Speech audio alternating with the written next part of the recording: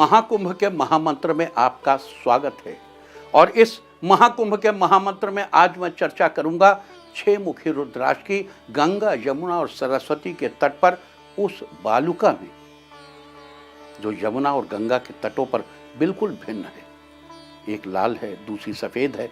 तो उन बालुकाओं में भ्रमण करते हुए आपको 6 मुखी रुद्राक्ष अगर मिल जाए तो परम आनंद की प्राप्ति होगी। और 6 मुखी रुद्राक्ष का किस चीज से क्या संबंध है, आइए मैं आज आपको सारी चीजें बताता हूं। आज हम आपको बताएंगे कि 6 मुखी रुद्राक्ष आपके लिए किस प्रकार फायदेमंद है, शास्त्रों में इसका क्या महत्व है, इसे धारण करने की सही विधि क्या है। तो आइए चर्चा शुरू करते हैं 6 मुखी रुद्राक्ष के बारे में। बड़ी ही सुगमता से मिलने वाला और तुलनात्मक रूप से काफी सस्ता 6 मुखी रुद्राक्ष का दाना बड़ा ही लाभकारी है।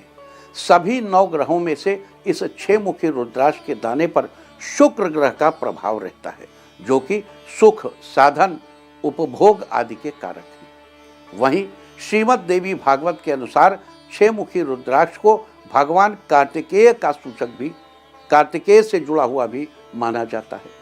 जबकि निर्णय सिंधु इसे गोपनीय ज्ञान और जाबालोपनिषद इसे भगवान गणेश और कार्तिकेय दोनों के साथ जोड़कर देखते हैं। ये चर्चा है जाबालोपनिषद की और चर्चा है निर्णय सिंधु की। निर्णय सिंधु एक बड़ा महत्वपूर्ण ग्रंथ है।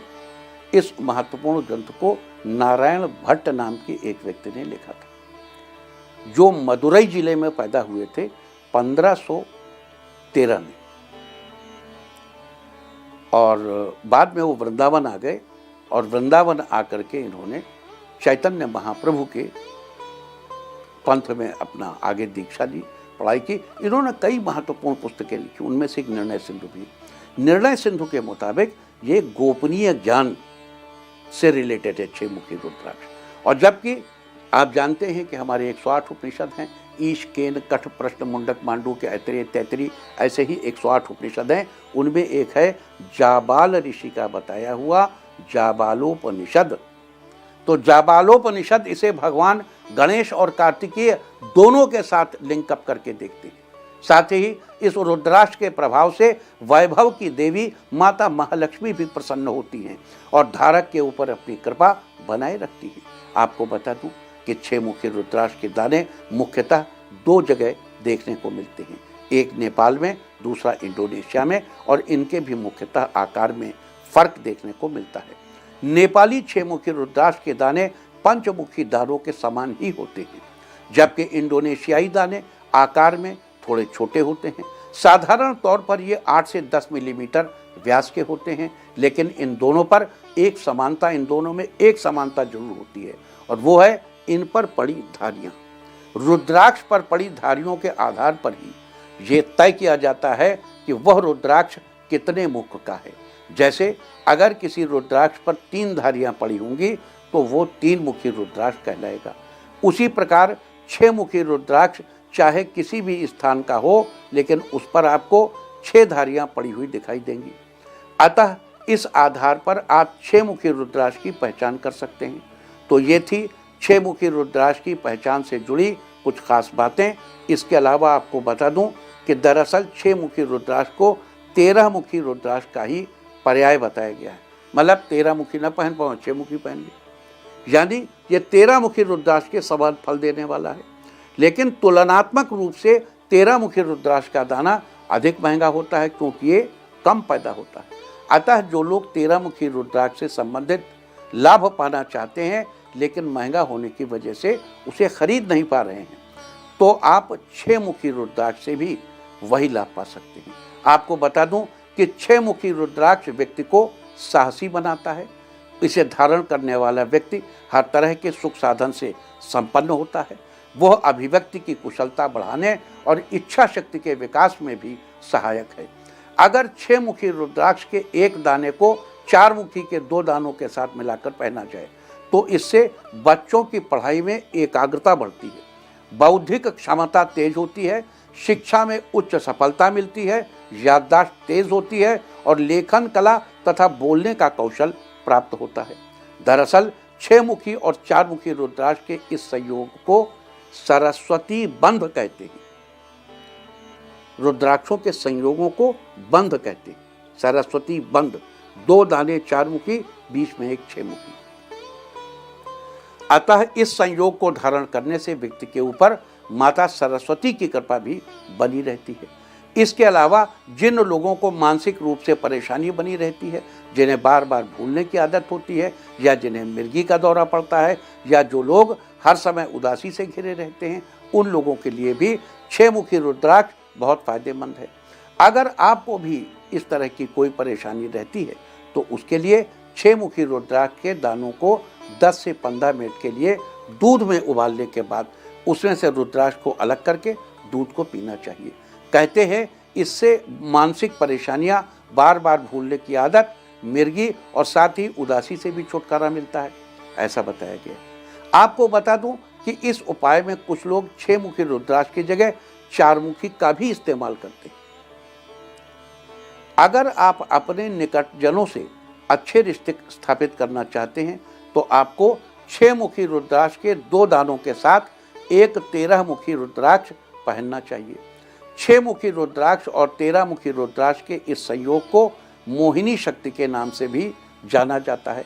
इसे धारण करने से निकट जनों से आपके अच्छे संबंध स्थापित होंगे। साथ ही आपको बता दूं कि ये संयोग युवा जोड़ों में, नव विवाहितों में, कलाकारों, अभिनेताओं, मंच संचालकों और नेताओं के लिए भी बहुत लाभकारी है। इसके अलावा छात्रों, शिक्षकों, वैज्ञानिकों, साथ ही जो लोग किसी तरह के अध्ययन से जुड़े हैं या जो मानसिक रूप से कार्य करते हैं, उनके लिए भी 6 मुखी रुद्राक्ष बहुत ही फायदेमंद है। ये रुद्राक्ष जन समुदाय को प्रभावित करने में भी बहुत काम आता है।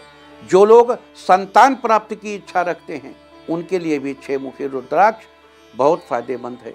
आप 6 मुखी रुद्राक्ष को नेपाली 2 मुखी रुद्राक्ष के साथ धारण करके फायदा उठा सकते हैं। अच्छा, इसमें गौरी शंकर रुद्राक्ष भी जोड़ा जा सकता है। इससे आपकी संतान प्राप्ति की इच्छा जल्दी ही पूरी होगी। अब देखो, यहाँ पर हम जब गौरी शंकर रुद्राक्ष की बात करेंगे तो ध्यान रहे कि कुछ रुद्राक्ष ऐसे होते हैं जिनको लोग कहते हैं कि ये दाम्पत्य सुख के लिए जरूरी है। वास्तव में ऐसा नहीं है।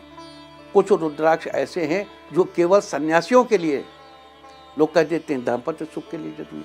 तो जब गौरी शंकर की बात करें तो इसका ध्यान रखें। गौरी शंकर और गर्भ गौरी 2 तरह के रुद्राक्ष होते हैं। अब जैसे एक के ऊपर दूसरा छोटा सा हो तो गर्भ गौरी, लेकिन दोनों बराबर के हों और 2 रुद्राक्ष जुड़े हों तो एक गौरी शंकर है।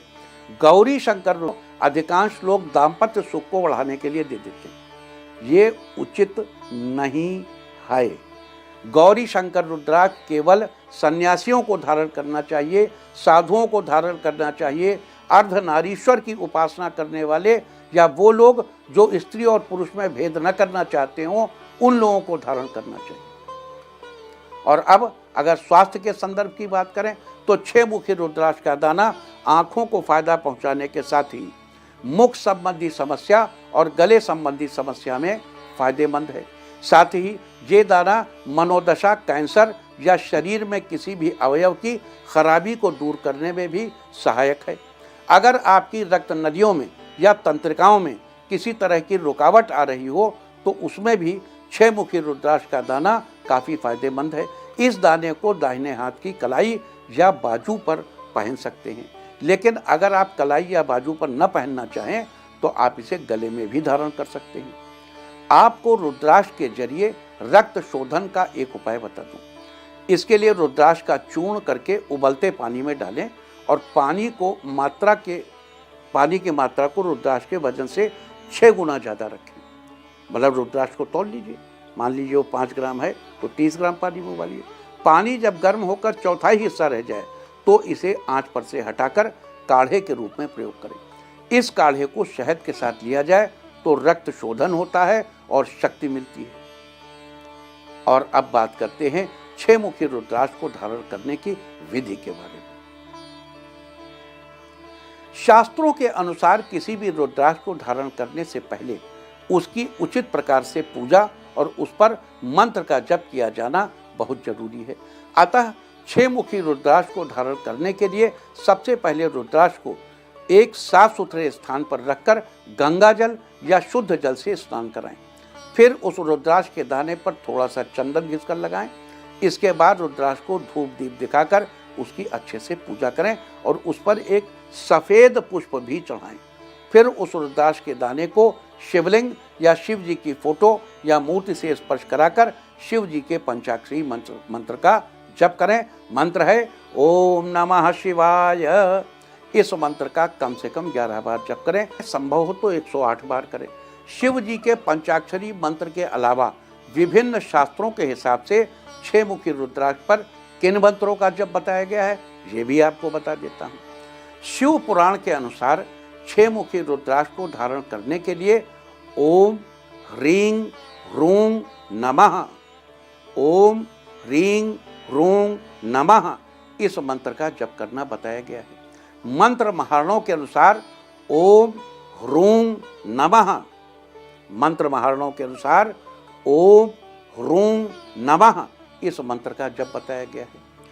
पद्म पुराण के अनुसार ओम ह्रूं, ओम ह्रूं, पद्म पुराण के अनुसार ओम ह्रूं, ओम ह्रूं।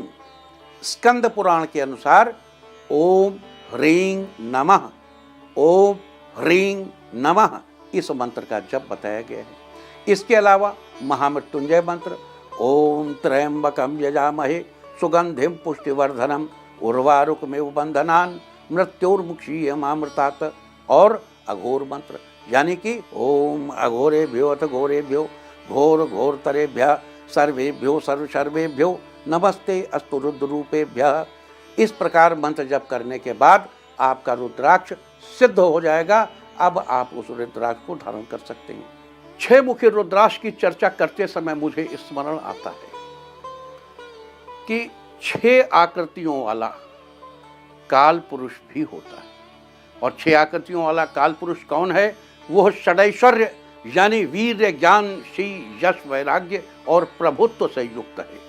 वह पुरुष 6 अंगों से युक्त है, षडंग युक्त है। और षडंग युक्त हैं छंद, ज्योतिष, निरुक्त, कल्प, शिक्षा और व्याकरण, यानी वह वाग ब्रह्म है। और वह पुरुष षड आतताई शक्तियों को नष्ट करता है, दंड देता है। और ये षड आतताई कौन है? विषक, हिंसक, धनहर्ता, भूमिहर्ता और आग्निक और स्त्रीहर्ता, इनको दंड देता है। यह पुरुष षणमुख है। इस पुरुष के 6 मुख हैं, जैसे कणाद, गौतम, कपिल, जैमिनी, वादरायण और पतंजलि। ये उन तत्वों का निरूपण करते हैं। यह पुरुष षड शास्त्र यानी न्याय, सांख्य, योग, वैशेषिक, मीमांसा और उत्तर मीमांसा के गहन अरण्य में ज्ञान की चर्चा करता है। यह पुरुष षडानन है। धातोपसर्ग, प्रत्यय, विभक्तिश्च षडास्य एते। फिर से कहते हैं षडानन, धातु, उपसर्ग, समास, संधि, विभक्ति और प्रत्यय। 6 आनन हैं उसके, 6 मुख हैं जो क्या बताते हैं? प्रत्यय आदि 6 चीजों को बताते हैं। यह पूर्ण पुरुष 6 विकार यानी अस्ति, जायते, विपरिणितमते, वर्धते, अपक्षीयते, विनश्यन्ति से इस संसार के नियमन में लगा हुआ है। यह पुरुष 6 अवस्थाओं में होकर गुजरता है। 6 अवस्थाएं क्या है? शिशु, बाल, कुमार, युवा, प्रौढ़, वृद्धावस्था, इनसे युक्त प्राणियों में सतत वर्तमान रहता है। यह पुरुष षट कारक में जीता है, यानी कर्ता, कर्म, करण, अपादान, संप्रदान, अधिकरण। कर्ता, कर्म, करण, अपादान, संप्रदान, अधिकरण आदि षट कारकों से अपने वाक्यों की, अपने मुंह से निकलने वाले शब्द, ज्ञान का वैयाकरण करता है। यह पुरुष 6 ऐश्वर्य से युक्त है और इसके ऐश्वर्य हैं विराग, श्री, ज्ञान, कीर्ति, धर्म, ऐश्वर्य। ये ऐश्वर्य हैं धर्म, कीर्ति, विराग, श्री, ज्ञान। इन सब से संपन्न होकर यह पुरुष अवतरित होता है। यह पुरुष षड्ऋतु है, यानी 6 ऋतुओं वाला है। ये हेमंत, शिशिर, वसंत, ग्रीष्म, वर्षा, शरद आदि 6 ऋतुओं का कारक होकर सूर्य के नाम से आख्यात है, क्योंकि सूर्य की गतियों की वजह से ही ये 6 ऋतुएं होती हैं। ये पुरुष षड चक्र में है, यानी नीचे से शुरू करें, मूलाधार, अधिष्ठान, मणिपुर, अनाहत, विशुद्ध और आज्ञा नाम से देह में स्थित रहता है। और यह पुरुष षड ऋतु, वसंत, ग्रीष्म, शरद, हेमंत, शिशिर, सूर्य के, अभी अभी हमने आपको बताया, जो सूर्य की गतियों के कारण होता है। यह पुरुष षड्रस है, इसमें 6 रस महसूस करने की क्षमता है। मधुर, तिक्त, काशाय, मधुर, तिक्त, काशाय, अम्ल, कटु और लवण। मधुर, तिक्त, काशाय, कटु, अम्ल, लवणश्चैव षड्रसाः वर्तन्ते। इन 6 रसों को स्वीकार, उत्पन्न करता है, स्वीकार करता है और महसूस करता है। यह पुरुष षड रिपु है, इसके 6 शत्रु हैं। इसके शत्रु कौन से? इस महाकाल पुरुष के शत्रु कौन हैं? काम, क्रोध, मद, लोभ, मोह और मत्सर। काम, क्रोध, मद, लोभ, मोह और मत्सर, इसके द्वारा मनुष्य को उसको श्रेय से च्युत करता है, वंचित करता है। यह पुरुष षट चक्र, मूलाधार, अधिष्ठान, मणिपुर, अनाहत, विशुद्ध और आज्ञा नाम से देह में गतिवान है। यह पुरुष षट कारक है, 6 चीजों का कारक है।